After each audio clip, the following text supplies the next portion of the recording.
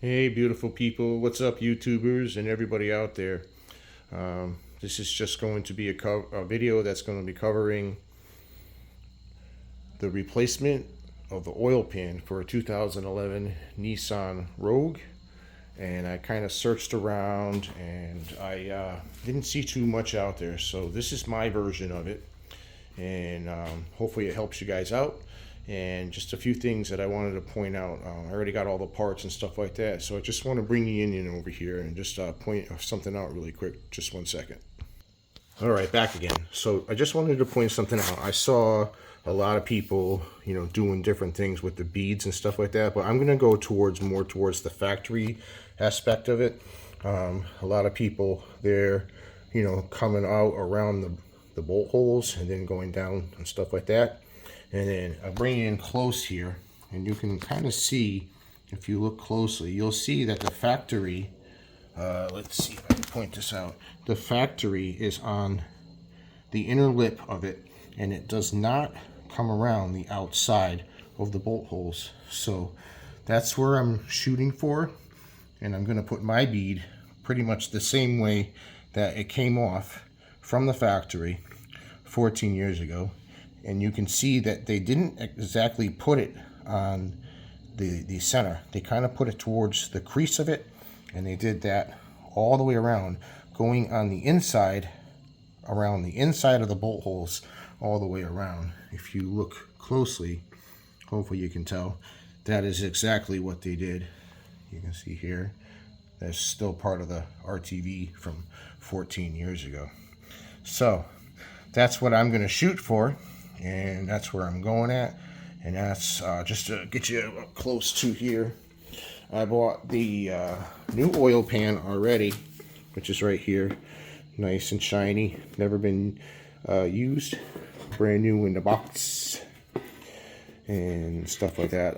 I've already cleaned the surface of that. I sprayed some parts cleaner on it and stuff like that. And then this is the Permatex RTV gasket maker that I'm going to be using, and it's good for maximum flexibility, resist oil and stuff like that, and it's good to negative 65 degrees and up to 500 degrees Fahrenheit. So yeah, it's the Permatex Optimum, and I picked up both of these from AutoZone. By no means whatsoever I'm endorsing them. That's just where I get a good bunch of my parts. If it's not from the Jungle website, it's most likely from them. That being said, I just want to give a tip that I like to do. Not many have said that, so let me just key something in really quick here. All right, back again. Now, this is what I was going to say is there are 12 10mm bolts, and if you're doing like a budget build and stuff like that, which is me, I'm going to be doing kind of like a budget build, something that's fast, and because I don't really have time to go out to the auto parts store, or possibly even if they don't have it, then I have to wait and go to the Nissan dealership, also known as a stealership. Now, what I wanted to say is that I took the extra time and I cleaned off these bolts, make sure that there's no debris in there, no rust, which there was a lot of rust. And I wiped them down, and then I took and I soaked them in a small container of parts cleaner, just to make sure that it goes back in fairly easily. Also, I don't think if you can see or not, but there is washers along with this this bolt, and you need to pay close attention to these washers and make sure the washers are all the way at the base of this bolt. Because if sometimes, like I just experienced, it was cross-threaded, and then if it goes into the block cross-threaded, or the per se the screw loses its threads, it could potentially cause a leak, and maybe even potentially wind up causing some internal damage in the bolt holes of the block. So you want to kind of avoid that. So pay close attention and make sure all of your washers are up tight against the bolt itself, the nut itself. That's pretty important right there. So just 1 second, and I only have the 2 hands. I'm by myself. This is a one-man operation today. So I'm going to do the RTV sealer, and I'll be right back at you. All right, bringing you back down underneath the car here. I just wanted to show you what's going on and get you up to date.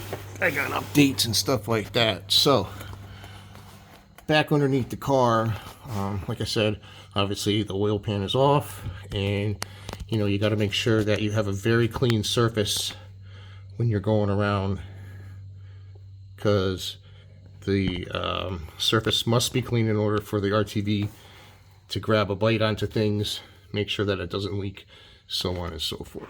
So that has since been taken care of, and again, I would have recorded it, but it's kind of hard to clean underneath the car holding a recording device while you're doing such things. This doesn't exactly, peel off, though a good portion of it came off. I used this specific tool right here, and it did a really good job. And then just a lot of elbow grease. I used a rag, and I gave it a nice clean with some parts cleaner and stuff like that. Wiped it all down, and here we are. So at any rate, I'll be right back. I'm just going to put this RTV gasket sealer on the pan, and I'll be right back at you.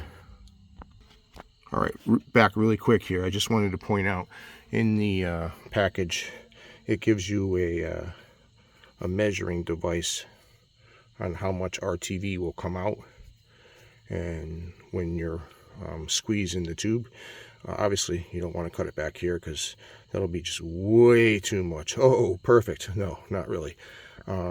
So I'm going to cut it right here at this first little lip right there, and that's going to allow the perfect amount of RTV to come out of the tube, and it should place a perfect bead. So I just wanted to point that out, and I'll be right back at you. All right, back. These are the hands of some RTV getting inside the fingernails. That's how you know you're doing a good job, right? Anyways, back again. I got the oil pan all bolted back up in there and stuff like that. Let me bring you back in there so you can kind of see what's going on.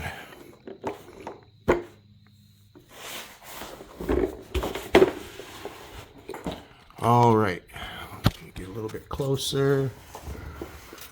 Okay, here we are. The oil pan is back in, and I got all the bolts in there. And there's you get close, probably can't see it, but there's a little bit of RTV that's coming out the seams there and stuff like that. Just my experience, if you have a friend, a family member handy to help you out, getting the oil pan and holding it while you're in the laying down upright position on a creeper, it is definitely challenging to say the least. So I had someone help me out, because trying to hold the pan in place and then putting 12 bolts in and keeping the bolt holes aligned with the bolts is super challenging while you're laying down on the creeper and stuff like that. But yeah, so let me see. Try to get around the other side here. This is all done in my garage and stuff like that. So I just like to say that, if I can do this, pretty much anybody can do it, so to speak. I'm no master technician. I'm not claiming to be or anything like that, but I just like to try to help people out, and I like to fix things, you know what I mean? So if I can do it, you can do it. And pretty easy, but if you have some common sense and some tools and the willpower, you can get it done, pretty easy.